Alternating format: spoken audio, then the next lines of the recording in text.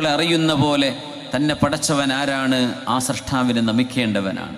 ആ ഒരു basic gratitude, പടച്ചതമ്പുരാനോട് ചെയ്യേണ്ട അടിസ്ഥാനപരമായ നന്ദി ചെയ്യാൻ പറ്റാത്ത ആളുകൾ തീർച്ചയായും അള്ളാഹുവിൻ്റെ ശിക്ഷ അനുഭവിക്കേണ്ടവരാണ്. പ്രപഞ്ചത്തിന് പടച്ചവൻ ഒരു സൃഷ്ടാവില്ല എന്ന് പറയുകയോ, നമ്മളൊരു ഒരു ഒരു ഫോൺ എടുത്തു കഴിഞ്ഞാൽ അത് ആപ്പിൾ ആവട്ടെ, സാംസങ് ആവട്ടെ, ഓപ്പോ ആകട്ടെ, വിവോ ആവട്ടെ, ഏത് കമ്പനി ആവട്ടെ, ഇത് ആരുണ്ടാക്കിയെന്ന് ചോദിച്ചാൽ ഉടനെ പറയുന്നത് അത് ഇന്ന കമ്പനി സാംസങ് ഉണ്ടാക്കിയതാണ്. നിങ്ങൾ കണ്ടതാണോ? കണ്ടിട്ടൊന്നുമില്ല.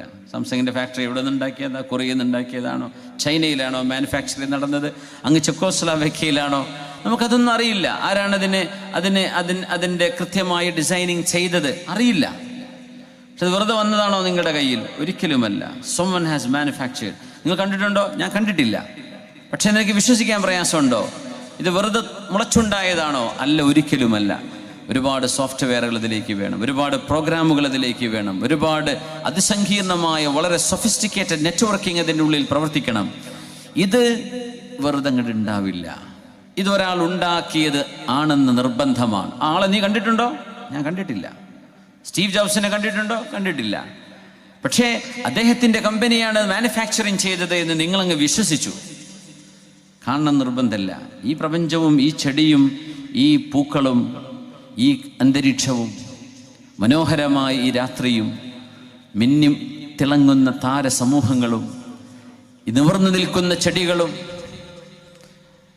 ജന്തുജാലങ്ങളും അതിസൂക്ഷ്മമായി നമ്മുടെ കണ്ണുകൾക്ക് പോലും കാണാൻ കഴിയാത്ത അതിസൂക്ഷ്മമായ ജീവജാലങ്ങൾ, ജീവഗണങ്ങൾ നമ്മുടെ ഈ വായുവിൽ നമ്മുടെ ശ്വസിക്കുന്ന നമ്മുടെ ശ്വാസത്തിലൂടെയൊക്കെ കടന്നുകൊണ്ടിരിക്കുകയാണ്. ഇതങ്ങ് വെറുതെ ഉണ്ടാകുമോ? ഒരിക്കലുമില്ല.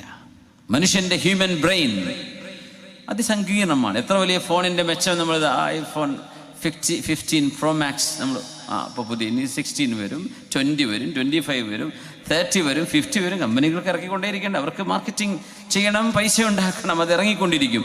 നമ്മൾ പറയും വാവ്, വണ്ടർഫുൾ, വളരെ മനോഹരമാണ്. ഇതിനേക്കാളും എത്ര മനോഹരമാണ് ഇതുണ്ടാക്കിയ ബ്രെയിൻ, മനുഷ്യൻ്റെ ഹ്യൂമൻ ബ്രെയിൻ. നമ്മൾ ചിന്തിക്കാറുണ്ടോ? ഈ തലച്ചോറ് ഇത് കോപ്പറല്ല, ഇതിൻ്റെ ഉള്ളിലുള്ളത് മെറ്റലല്ല, മാംസമാണ്, പേശികളാണ്, കോശങ്ങളാണ്, ടിഷ്യൂകളാണ്. അതിൻ്റെ ഉള്ളിൽ ഇലക്ട്രോ മാഗ്നറ്റിക് സിഗ്നലുകൾ കടത്തിക്കൊണ്ടുപോയി ഇൻഫോർമേഷൻ പ്രോസസ്സ് ചെയ്യാൻ കഴിയുന്ന വിധം മനുഷ്യൻ്റെ ബ്രെയിനിനെ സംവിധാനിച്ചത് അങ്ങോട്ട് പൊട്ടിമുളച്ചുണ്ടായതാണെന്ന് വിശ്വസിക്കാൻ മാത്രം മണ്ടന്മാരാണോ ദൈവനിഷേധികൾ എന്നാണ് ഞാൻ ചോദിക്കുന്നത്. നമ്മൾ കാണുന്ന സർവ്വതിനും സൃഷ്ടാവ് വേണം. അതുകൊണ്ടാണ്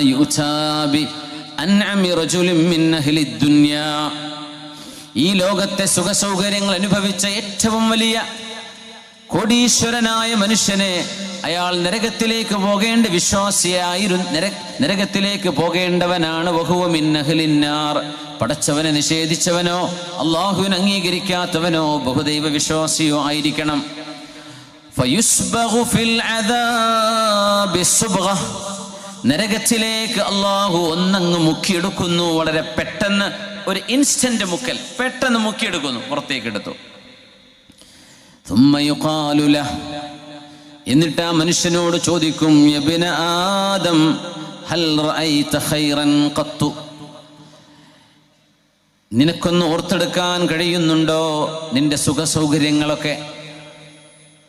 ഹൽ മർറ ബിക നഈമുൻ ഖത്തു.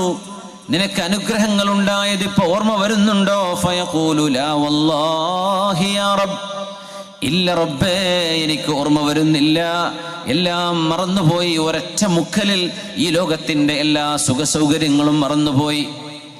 സ്വന്തമായി ഫ്ലൈറ്റുകൾ, സ്വന്തമായി ഹെലികോപ്റ്ററുകൾ, സ്വന്തമായ വിമാനങ്ങൾ, സ്വന്തമായ സംവിധാനങ്ങൾ, സ്വന്തമായ ഫാക്ടറികൾ, ഏതെല്ലാം സംവിധാനങ്ങൾ ഉണ്ടായിട്ടുണ്ടോ, എപ്പോ എങ്ങനെ എവിടെ വേണമെങ്കിലും സഞ്ചരിക്കാനും ഓടിയെത്താനും കഴിഞ്ഞിരുന്ന ഈ ലോകത്തിൻ്റെ ഒരു പ്രയാസവും അറിയാതെ ജീവിച്ച ഒരു ദൈവനിഷേധി അള്ളാഹു നരകത്തിലൊന്ന് മുക്കിയെടുത്തിട്ട് ഒരു ചോദ്യം, നീ ലോകത്തനുഭവിച്ച സുഖസൗകര്യങ്ങൾ ഇപ്പോൾ ഓർമ്മ വരുന്നുണ്ടോ?